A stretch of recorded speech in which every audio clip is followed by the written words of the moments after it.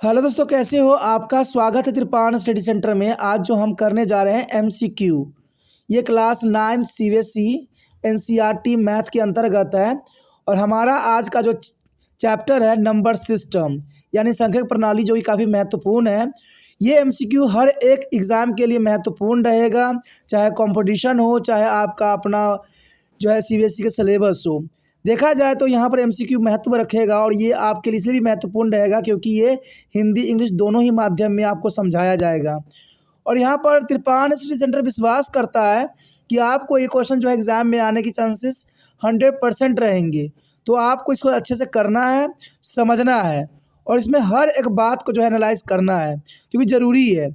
लेकिन आपको पता है कि ये सारे एमसीक्यू मैथ के करने से पहले एक बात जो मैं हमेशा कहता हूँ, जिसको आपको सोचना भी चाहिए, विचार भी करना चाहिए और इवन अमल भी करना चाहिए, वो ये है कि जब भी वीडियो देखिए पूरा देखिए, क्योंकि अधूरा जानकारी सदैव खतरनाक होता है। साथ में एक इम्पोर्टेंट बात ये भी रहता है, अगर आप पहली बार वीडियो देख रहे हो तो लाइक शेयर सब्सक्राइब करना मत भूलना, क्योंकि दोस्तों लाइक कीजिएगा तो बनाने वाले का मनोबल बढ़ता है, सब्सक्राइब कीजिएगा तो इससे ये होता है कि जब भी मैं कोई वीडियो डालूंगा उसका नोटिफिकेशन आपको समय रहते मिल जाएगा। और देखिए, शेयर का मतलब ये होता है कि आपके थ्रू ना जाने किन बच्चों को हेल्प मिल जाए, ये आप भी नहीं जानोगे, इसलिए जो है आप शेयर जरूर करो, ठीक है। व्हाट्सएप स्टेटस पे भी लगाओ। दोस्तों एनएसएस सेंटर जो है कई मानने में बहुत से बच्चों के लिए हेल्पफुल है, चाहे वो 8th क्लास हो, 9th 10th 11th 12th हो, चाहे वो एनआईएस बोर्ड के बच्चे हों, ठीक है, चाहे बीए एमए के बच्चे हो, सभी क्लासों के लिए कुछ ना कुछ जो है त्रिपाण सेंटर में उपलब्ध है। तो इसलिए आपके लिए ज़रूरी है कि आप सब्सक्राइब करके इसको चैनल को जो है सेव कर लो, नहीं तो बाद में अगर रिसर्च करोगे तो शायद आपको ये चैनल प्राप्त ना हो। तो इसलिए सोचना नहीं, विचार नहीं करना है, सब्सक्राइब करके जो है अपने पास सेव करना है। दोस्तों ये तो बात था आपके लिए, लेकिन अब देखते हैं हमारा आज टॉपिक क्या है। यहाँ पर जो हम कर रहे हैं काफ़ी महत्वपूर्ण है, कक्षा 9वीं सीबीएसई एनसीईआरटी एमसीक्यू। एमसीक्यू जो है सांख्यिक प्रणाली के अंतर्गत चैप्टर है, और यहाँ पर आपके लिए जो है त्रिपाण स्टडी सेंटर ने महत्वपूर्ण क्वेश्चनों की सीरीज लाया है, जो आपके लिए मैथमेटिक्स में भी उपलब्ध है। और इसके अंतर्गत हमारा जो क्वेश्चन यहाँ पर आया है काफ़ी महत्वपूर्ण है। और क्वेश्चन पहला देखिए क्या है। क्वेश्चन आपके स्क्रीन पे आ गया होगा। देखिए क्वेश्चन है, दो परिमेय संख्या के बीच में है। देखिए क्वेश्चन क्लियर है, समझ सकती हो कि दो परिमेय संख्या के बीच में क्या होता है। ए बिल्कुल एक परिमेय संख्या, बी अपरिमित अनेक परिमेय संख्या, सी कई अपरिमेय संख्या, और डी केवल अपरिमेय संख्या। क्वेश्चन आपको समझ में आ गया होगा, लेकिन दोस्तों सबसे पहली बात है कि आपको इसमें सोचना है कि इसका आंसर क्या है। आप सोचिए और अपने नोटबुक पे इसको नोट कीजिए, जिससे बाद में आप आंसर चेक करके देखना कि आपका कितना सही गया और कितना गलत गया। इससे आपकी जो है कोई भी कॉम्पिटिटिव एग्ज़ाम हो, चाहे आपका एग्ज़ाम हो, सभी के लिए महत्वपूर्ण रहेगा। तो आपने अपना आंसर चूज़ कर लिया होगा, लिख भी लिया होगा। अब देखिए क्वेश्चन क्लियर है, दो परिमेय संख्या के बीच में क्या होता है। तो इसका आंसर डायरेक्ट है कि केवल परिमेय संख्या नहीं होती है, गलत है। कई अपरिमेय संख्या होता है, यह भी गलत है। अपरिमित अनेक परिमेय संख्या होती है, ये भी बात यहाँ पर गलत हो रही है। हमारा ऑप्शन ए सही है, बिल्कुल एक परिमेय संख्या है। दो परिमेय संख्या के बीच में है बिल्कुल एक परिमेय संख्या, जो ए ऑप्शन आपको सही बता रहा है। तो आप अपने पेपरों में ए को जो है सेलेक्ट करके सही आंसर चूज कर सकते हो। अब चलिए देखते हैं अगला क्वेश्चन क्या है। द नेक्स्ट क्वेश्चन काफ़ी महत्वपूर्ण है, यानी अगला क्वेश्चन काफ़ी महत्व रखेगा। क्वेश्चन है, देखिए काफ़ी क्लियर है कि 7/5/3 - 5/2 का तर्क संगत बनाने के बाद हर क्या होगा। यानी तर्क संगत का मतलब दोस्तों ये है कि आपको यहाँ माइनस दिया हुआ है ना, तो आपको जो है प्लस से ऊपर नीचे मल्टीप्लाई करना पड़ेगा, जैसे कि मैं हमेशा समझाता हूँ, और आप मैथमेटिक्स के वीडियो में भी देख सकते हो। 9th क्लास का जो मैथमेटिक्स वीडियो होती है त्रिपाण स्टडी सेंटर पे, उसमें देखिएगा तो ऐसे क्वेश्चन आपको बहुत सारे मिल जाएंगे। जो बच्चे नहीं देखते हैं उनको तो पता ही नहीं होगा। तो ये क्वेश्चन क्लियर, अगर माइनस है तो प्लस से आपको ऊपर नीचे मल्टीप्लाई करना पड़ेगा, नीचे जो हो जाएगा आपका कटेगा, ये जो भी होगा। देखिए कैसे, मैं तो यहाँ पर कॉपी पे कर रहा हूँ, मेरा तो आंसर आ गया। आप सोचिए आपका क्या आंसर हो सकता है, ठीक है। आप अपना सोच के अपना कॉपी पे नोट कीजिए, फिर अच्छा रहेगा। इजी है, मैंने बता दिया कि 7/5 5/2 माइनस 5/2 को जो है प्लस, यहाँ माइनस है तो प्लस से ऊपर नीचे मल्टीप्लाई कर दीजिए, आपका ऑप्शन जो है बहुत ही आसानी से आ जाएगा। तो देखिए क्या आपका 19 आया है, क्या आपका 20 आया है, क्या आपका 25 आया है, क्या डी में से कोई नहीं आया, क्या आया आपका आंसर है? क्या कह रहे हो? कोई भी आंसर नहीं आया, तो इसका मतलब है डी ऑप्शन सही हो गया फिर, क्योंकि 19 आया, संभव मुझे भी नहीं आया, 25 20 भी नहीं आया, 25 भी नहीं आया। क्योंकि जरना सी बात, अगर आप देखिएगा तो 7 को अगर हम मल्टीप्लाई करें तो 35 हो जाएगा, ठीक है, और दोनों जगह 35 35 हो जाएगा, और इसका जो है सेम सेम रहेगा, तो संभव ही नहीं आएगा ही नहीं है इसमें। तो इसका मतलब इसका आंसर इसमें से कोई भी जो है तर्कसंगत हर नहीं हो सकता। तो आपका आंसर सही है। चलिए देखते हैं अगला क्वेश्चन क्या है। आपके समक्ष आ गया होगा अगला क्वेश्चन, जो काफ़ी महत्वपूर्ण है, और क्वेश्चन है एक परिमेय संख्या का दशमलव विस्तार हो सकता है। देखिए एक परिमेय संख्या में जब दशमलव लग जाती है ना, दशमलव का मतलब होता है पॉइंट, तो दशमलव का विस्तार कितनी हो सकती है? समाप्त करने योग्य हो सकती है, समाप्त करना, या भी आवृत्ति होती रहेगी, या तो समाप्त होने वाला या गैर समाप्त होने वाला होगा, या गैर समाप्ति और गैर आवृत्ति। देखिए हिंदी मीडियम वाले बच्चों के लिए शब्दों का थोड़ा सा झोल होती है, तो ये आपके लिए बहुत ही थोड़ा प्रॉब्लम आती है। इसलिए आपके लिए त्रिपाण स्टडी सेंटर जो हर संभव कोशिश करता है कि इंग्लिश और हिंदी दोनों ही माध्यम में हो, जो बच्चों आसानी से इसको जो है समझ सके और सोच सके।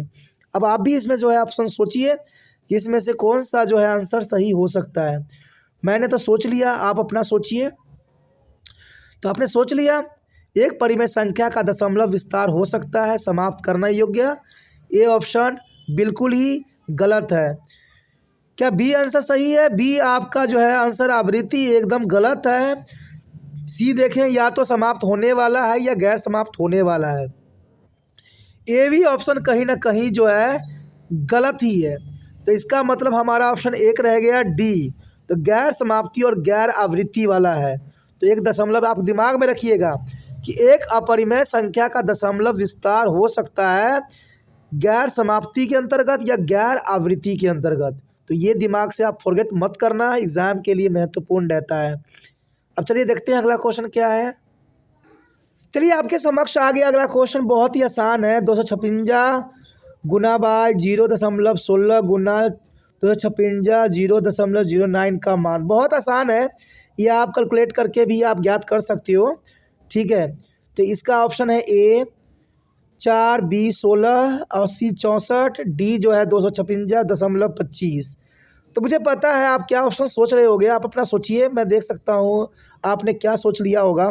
कई बच्चे जो है अपनी इंटेलिजेंस इतना दिखा रहे होंगे कि डी ऑप्शन को जो है फटाक से चूज़ कर लिए होंगे, क्योंकि 256.25 सोच रहे होंगे कि उसमें भी क्वेश्चन में भी वही लिखा हुआ है और आंसर में भी यही लिखा हुआ है, तो एमसीक्यू ऐसा ही होगा। लेकिन यहाँ पर ऐसी बात नहीं है दोस्तों, ठीक है, ऐसी नहीं है। आपको जो देखिए सिंपल मैं बात बता रहा हूँ, पॉइंटों की आप गोली मारिए। पहले पॉइंटों को आप गोली मारिए। सबसे पहले 256 को 16 से गुना कर दीजिए, ठीक है, और वहीं पे 256 को 9 से गुना कर दीजिए। जो आंसर आएगा उन दोनों को आपस में मल्टीप्लाई कर दीजिए। जब आप मल्टीप्लाई कर दीजिएगा तो आपका डायरेक्ट ऑप्शन जो होगा आंसर आ जाएगा, और इसका आंसर होगा, क्या आंसर है? ए। आंसर होगा ए 4, आंसर होगा 4। आपने कैलकुलेशन कर लिया। अब चलिए देखते हैं क्या है। अगला क्वेश्चन जो हमारे समक्ष आया है, क्वेश्चन है निम्नलिखित में से कौन सा जो है x की घात 3 के बराबर है। देखिए ये क्वेश्चन बहुत ही क्लियर है। ऑप्शन आप दे सकते हो कि x की घात 6 है माइनस x3 है, और b जो है x की घात 6 जो बिंदी है उसका मतलब है मल्टीप्लाई x की जो है घात 3 है, और c जो है x की घात 6 है और यहाँ बटा में है x की घात 3, और d जो है x की घात 6 है और उसके ब्रैकेट के ऊपर 3 है। तो यहाँ पर सोचना बहुत ही आसान है, अगर दिमाग लगाइएगा तो बहुत ही आसानी से जो है इसका आंसर निकल सकता है। मैं आपको स्क्रीन पे भी समझाने की कोशिश कर सकता था, लेकिन थोड़ा सा मुझे टेक्नोलॉजी की प्रॉब्लम है, ठीक है, मेरे पास इतना टेक्नोलॉजी है नहीं जिसके जो मैं आपको स्क्रीन पे समझा सकूं, लेकिन मैं बातें में भी बहुत कुछ समझा सकता हूं, इतनी कैपेबिलिटी है मेरे अंदर। देखिए आपने अपना कॉपी पे कैलकुलेशन कर लीजिए, हम भी यहाँ कॉपी पे कैलकुलेशन कर रहे हैं। देखिए 6 की घात 6 है माइनस x की घात 3 है। अब देखिए 6 में से -3 होना संभव नहीं है। आप किसी भी टीचर से पूछ सकते हो, ऐसा होता कभी नहीं है, कि अंडर रूट जो है एक्स की घात 6 में से एक्स की घात 3 माइनस हो, संभव ही नहीं है। तो ये तो ऑटोमेटिक जो है यहाँ पर एलिमिनेट हो गया। बी देखा जाए तो एक्स की घात 6 है और गुना एक्स की घात 3 है। तो यहाँ पर एक्स एक्स तो कॉमन है, इसलिए यहाँ पर मल्टीप्लाई के निशान बीच में लग रहा है, और जहाँ मल्टीप्लाई होता है इसका मतलब है पावर प्लस हो जाता है। तो इसका अगर इक्वल में आंसर आएगा क्या आएगा, एक्स की पावर 9। तो ये तो हो नहीं सकता बराबर। अगर देखिए डी की बात करें तो डी में देखिए कि यहाँ पर 6 और 3 को अगर आपस में मल्टीप्लाई, क्योंकि पावर हमेशा मल्टीप्लाई हो जाता है, एक पावर अंदर है एक पावर बाहर, तो मल्टीप्लाई होएगा तो एक्स की पावर 18 हो जाएगा, जो कि बराबर हो ही नहीं सकता। बात रह गया सी, तो एक्स 6/x3, अगर अपॉन को अगर हटा दीजिएगा आप तो क्या हो जाएगा, एक्स 6 डिवाइडेड बाई x3। अब देखिए जब भी डिवाइडेड के निशान हो तो एक बात आपको याद रखना चाहिए कि जो पावर होता है वो माइनस हो जाता है। तो देखिए एक्स एक साइड रखिए और 6 माइनस 3 कीजिए, कितना आ गया 3। इसका मतलब आपका सी आंसर सही है।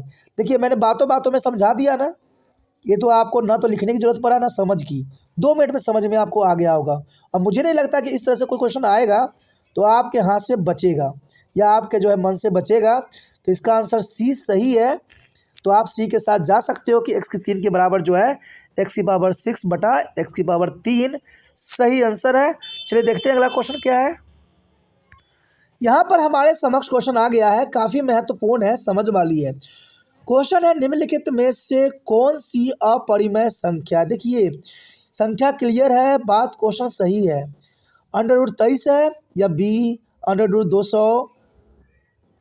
√225 है या सी 0.3796 है या डी 7.478 है। देखिए आपको यहाँ समझ लगानी है, आप लगाइए और अपने जो है नोटबुक पे इसका ऑप्शन नोट कीजिए। देखिए कौन सा आंसर आपका सही है। तो आपने सोच लिया होगा, चलिए हम भी आपको सोच के दिखाते हैं। देखिए निम्नलिखित में से कौन सी अपरिमेय संख्या है। देखिए परिमेय संख्या एक ऐसी संख्या होती है जो बार बार जो है इसके नंबर्स चेंज होते रहते हैं, यानी एक जैसे नंबर नहीं आता। जैसे डी ऑप्शन में देखिए आप 478 यानी रिपीटिंग नंबर है, इसका मतलब ये परिमेय संख्या हुआ। और अगला देखिए 0.376, तो ये खत्मा नंबर है, ख़त्म है, इसको आगे नहीं किया जा सका, तो इसकी मतलब कि ये भी परिमेय संख्या हुआ। अब देखिए बी जो है 225 किसका स्क्वायर होता है, 15 का होता है ना। तो समझ सकते हो कि इसका अंडर रूट से भी निकल गया बाहर, इसलिए परिमेय संख्या हुआ। अब बात रह गया ए का, जब 23 का आप जो है इसका वर्गमूल निकालिएगा तो इसका जो है अनंत होगी और जो है इसकी बार बार जो है चेंजेबल होगा। इसका मतलब हुआ कि √23 जो है अपरिमेय संख्या है। तो आपका ऑप्शन जो है ए सही है, आप ए ऑप्शन के साथ जा सकते हो। A23 जो है यहाँ पर सही आंसर रहेगा। देखा कितना समझदारी से जो है बोलते बोलते मैंने आपको समझा दिया। अब चलिए आगे देखते हैं क्या है क्वेश्चन। यहाँ पर आपके समक्ष जो है क्वेश्चन आ गया होगा। क्वेश्चन है एक परिमेय और एक अपरिमेय संख्या का गुणनफल है। देखिए क्वेश्चन ये जो है MCQ टाइप है, इसलिए ऐसे क्वेश्चन आ रहे हैं और ये काफ़ी महत्वपूर्ण है हर एक कॉम्पिटिटिव एग्जाम के लिए। देखिए एक परिमेय और एक अपरिमेय संख्या गुणनफल किसके बराबर है। ए हमेशा एक पूर्णांक होती है, बी सदैव एक परिमेय संख्या है, सी सदैव एक अपरिमेय संख्या है, या डी कभी कभी तर्कसंगत और कभी कभी तर्कहीन। तो आप अपना ऑप्शन चुन सकते हो, क्योंकि आपने MCQ करना है। और मुझे विश्वास है कि 2-3 बार इस क्वेश्चन वीडियो को देखिएगा ना तो 100% आपके सारे क्वेश्चन आपके दिमाग में बैठ जाएगा। तो आपने अपना आंसर चूज़ कर लिया होगा। चलिए अच्छी बात है, अपना आंसर चूज़ करना चाहिए सबसे पहली बात। देखिए यहाँ क्वेश्चन क्लियर है कि एक परिमेय और एक अपरिमेय संख्या गुणनफल किसके बराबर होता है। क्या वो हमेशा पूर्णांक होता है? नहीं, ऐसा तो होना संभव नहीं है कि हमेशा एक पूर्णांक हो। सदैव एक परिमेय संख्या आपने चुना है, तो आपका आंसर यहाँ पर गलत हुआ, क्योंकि सदैव एक परिमेय संख्या होना संभव नहीं है। क्या आपने सदैव एक अपरिमेय संख्या चुन लिया? तो आपने ये भी जो है सही चुना, क्योंकि यही आंसर सही है। यहाँ पर सी ऑप्शन सही है, सदैव एक अपरिमेय संख्या होती है। एक परिमेय एक अपरिमेय संख्या गुणनफल किसके बराबर होती है? सदैव एक अपरिमेय संख्या के बराबर होता है। तो काफ़ी महत्वपूर्ण है। चलिए देखते हैं अगला क्वेश्चन क्या है। अगला क्वेश्चन आपके स्क्रीन पे आ गया होगा। देखिए बहुत ही महत्वपूर्ण क्वेश्चन है, बहुत ही इंटेलिजेंट क्वेश्चन है। ये क्वेश्चन है √2 और √3 के बीच एक परिमेय संख्या आपको बतानी है। तो क्वेश्चन तो यहाँ क्लियर है कि √2 और √3 के बीच, तो आपने समझ लिया होगा, इजी है। देखिए मैं आपको थोड़ा हेल्प कर सकता हूँ कि देखिए √2 का वैल्यू जो होता है 1.41 होता है, ओके, और √3 का वैल्यू होता है 1.72। समझ में आया। अब यहाँ पर समझदारी की बात यह है कि 1.4 है और 1.7 है। अब इसके बीच हमें परिमेय संख्या वही चुनना है जो हमें ऑप्शन में दिया हुआ है। देखिए ऑप्शन में 1.9, क्या इन दोनों के बीच में आ रहा है? संभव ही नहीं है। क्या b √2 और √3/2 आ सकता है? संभव ही नहीं है। और देखिए d 1.8 भी नहीं आ रहा, क्योंकि 7 से ऊपर तो जा ही नहीं रहा, और 14 नीचे सबसे लोअर नंबर 14 है, 1.4 और 1.7। इसका मतलब क्या हुआ दोस्तों? सी आंसर करेक्ट है, क्योंकि 14 और 17 के बीच में जो है 15 है। तो इसका मतलब जो हुआ √2 और √3 के बीच में एक परिमेय संख्या जो है 1.5। जब एग्ज़ाम में क्वेश्चन आता है ना, तो आपको उस समय ऑप्शन को साथ में लेके चलना होता है। अगर आप ऑप्शन को छोड़ देते हो तो वही गलत हो जाता है। अब हमारे यहाँ पर ऑप्शन हमने पता लगा लिया कि भाई इसका वैल्यू 1.41 होता, वो 41 होता है, दूसरा का तो 1.72 होता है। तो इसके बीच में जो है 14 और 17 के बीच में हमें एक जो है ढूंढना था परिमेय संख्या। तो इसमें यहाँ पर ऑप्शन में सिर्फ 1.5 ही जो है इसके बराबर आ रहा है, इसलिए हमने इसको सी को सही माना। तो ऐसे ही आपको दिमाग लगाना है। चलिए देखते हैं अगला क्वेश्चन क्या है। यहाँ पर आपके समक्ष क्वेश्चन जो है आ गया है। क्वेश्चन क्लियर है। क्या हम 0 को PQ के रूप में लिख सकते हैं? देखिए क्वेश्चन अगर आपने किया होगा ना, तो आंसर आपको देना आसान होगा। अगर आपने क्वेश्चन नहीं किया होगा ना, तो आपके लिए आंसर भी सर का दर्द बनता है, क्योंकि तुक्का कितना लगा लीजिएगा, कितना आपको चल जाएगा। तुक्का कभी नहीं चलता दोस्तों, हमेशा समझ ही चलती है। जो आपको ट्रिक के साथ समझाने की कोशिश करते हैं, ट्रिक हर जगह सटीक नहीं बैठता है। और ये बात हमेशा मैं कहता हूँ कि ट्रिक जो है हमेशा सटीक नहीं होती है, इसलिए कभी भी ट्रिक से कोई कार्य नहीं कीजिएगा, हमेशा समझ के कीजिए, जो आगे भी आपके लिए महत्वपूर्ण रहेगा। और यहाँ क्वेश्चन क्लियर है। क्या हम 0 को P और Q के रूप में लिख सकते हैं? ए ऑप्शन हाँ है, बी है नहीं, सी है समझाया नहीं जा सकता, डी है इनमें से कोई भी नहीं हो सकता। अब देखिए जिन बच्चों को समझ होगी, जिनको नॉलेज होगी, वो आंसर फटाक से लिख भी लिए होंगे, और कई बच्चे ने लिख लिया होगा। चलिए मैं क्लियर बता देता हूँ। तो ये क्वेश्चन हमेशा एग्ज़ाम में, हर एक एग्ज़ाम में आता है। चाहे आप पढ़ाई कर रहे हो, चाहे कंपटीशन की तैयारी कर रहे हो, हर जगह क्वेश्चन आता है कि हम 0 को PQ के रूप में लिख सकते हैं। तो इसका आंसर है ए, हाँ लिख सकते हैं इसको, यानी हम 0 को जो है PQ के रूप में लिख सकते हैं। इसका मतलब ए सही है। देखिए आपके स्क्रीन पे अगला क्वेश्चन भी आ गया होगा। काफ़ी महत्वपूर्ण ये क्वेश्चन है, और क्वेश्चन क्लियर है। देखिए क्वेश्चन क्लियर दिख रहा है कि 3 और 4 के बीच 3 परिमेय संख्या। जिन बच्चों को मैंने समझाया उनको पता होगा, और जिनको समझ नहीं है वो मैथमेटिक्स के वीडियो देख सकते हैं, क्योंकि आप कहते हैं ना तिरपान स्टडी सेंटर बहुत काफ़ी महत्वपूर्ण है, हर जगह महत्वपूर्ण है। और यहाँ पर मैथ के भी आपके जो है पूरे वीडियो डले हुए हैं, सारे चैप्टर व्यूज़ दिए डले हुए हैं। तो आप लोग देखोगे समझोगे तभी समझ में आएगा ना। और ये क्वेश्चन भी तो क्लियर है। देखिए 3 और 4 के बीच 3 परिमेय संख्या ज्ञात करना है। चलिए आप लोग भी कीजिए, मैं भी करता हूँ। देखिए 3 और 4 के बीच में पहले अगर मान लीजिए इसको 2 से मल्टीप्लाई कर दो, क्योंकि रूल ये कहता है कि 3 के नीचे हम 1 मान सकते हैं, तो इसको हम 2 से मल्टीप्लाई कर देते हैं। चलिए 2 से कर देते हैं, तो 6/2 हो जाएगा। और सेम क्योंकि हमारा जो हर होना चाहिए इक्वल होना चाहिए, अंश मतलब जो मर्जी हो, बट हर एक जैसा होना चाहिए। तो इसमें हर जो है 2 आ गया, और 4 में देखिए मल्टीप्लाई करते हैं 8/2। तो देखिए 6 और 8 बना, तो 6 और 8 के बीच में एक 7 होता है सिर्फ। तो इसका मतलब जो है ये गलत है। तो इसका मतलब ए ऑप्शन जो है एलिमिनेट हो गया। अब 7 तो बहुत बड़ी है। अब देखिए यहाँ पर 2 ऑप्शन एक जैसे दिए हुए हैं, एक तो बी और डी जो है एक जैसे ही लग रहे हैं।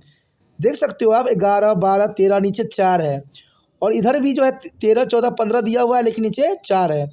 एग्जामिनर इसी में कन्फ्यूज़ करता है बच्चों को। अब देखिए हम इसी ऑप्शन को देखते हैं। पहले तो हमने देख लिया, अब 4 से मल्टीप्लाई कीजिए बोथ साइड, 3/1 को 4 से ऊपर नीचे मल्टीप्लाई की तो कितना होगा 12/4, ठीक है। और दूसरा जगह 16/4।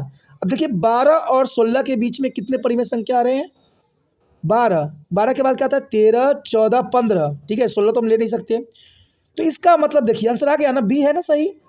तो बी आपका आंसर सही गया, बी पे आप जा सकते हो। तभी कहता हूँ ना कि ट्रिक हर जगह सटीक नहीं बैठता है, नॉलेज कैलकुलेशन ही महत्वपूर्ण होता है मैथमेटिक्स में। तो चलिए, काफ़ी महत्वपूर्ण था।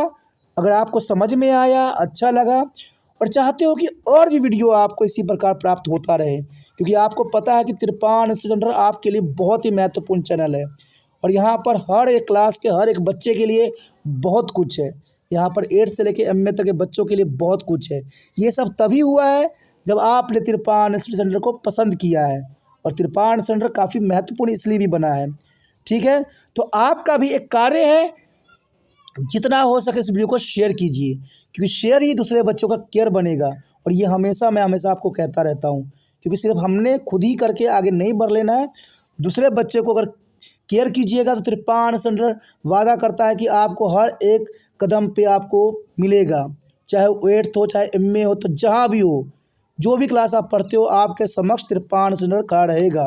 इसलिए सोचिए नहीं, विचार न कीजिए, अभी तिरपान स्टडी सेंटर को सब्सक्राइब करके अपने मोबाइल में सेव कीजिए।